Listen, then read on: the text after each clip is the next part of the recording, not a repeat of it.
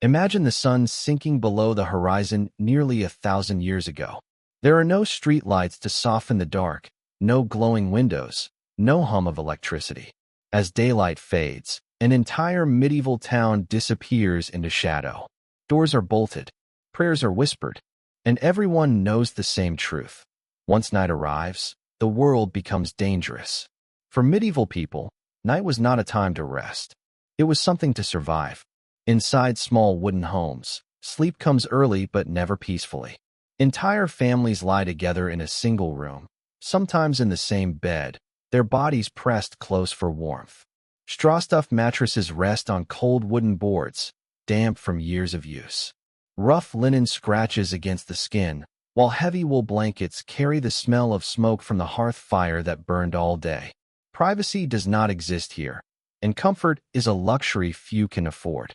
In wealthier homes, beds are surrounded by thick curtains dyed in deep colors, meant to trap heat and block the cold air creeping through stone walls. These curtains are not decoration, they are protection. Against insects, against drafts, against watchful eyes.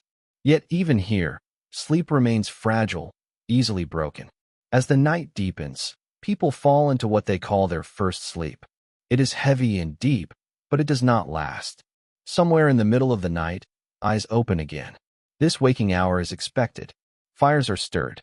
Quiet prayers are spoken. Animals are checked.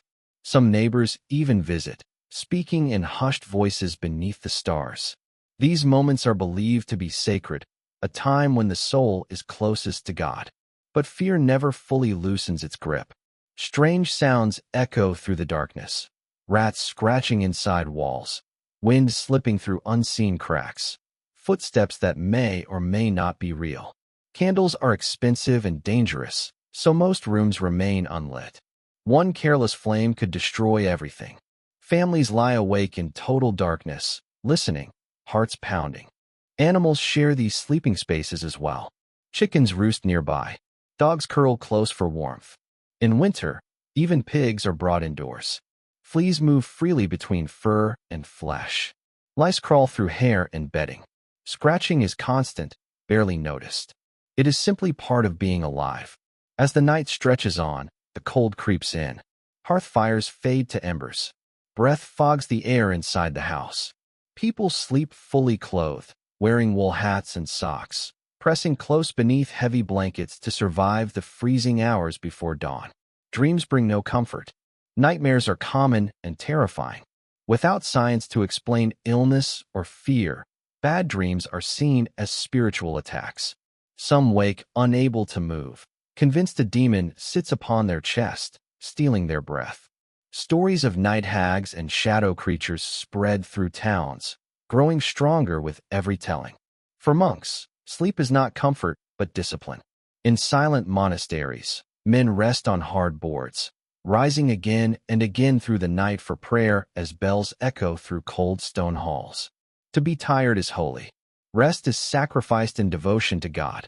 And yet, no matter how long or frightening the night feels, morning always comes. Soft light slips through wooden shutters. Church bells ring across the town. People rise stiff, cold, and exhausted, but alive.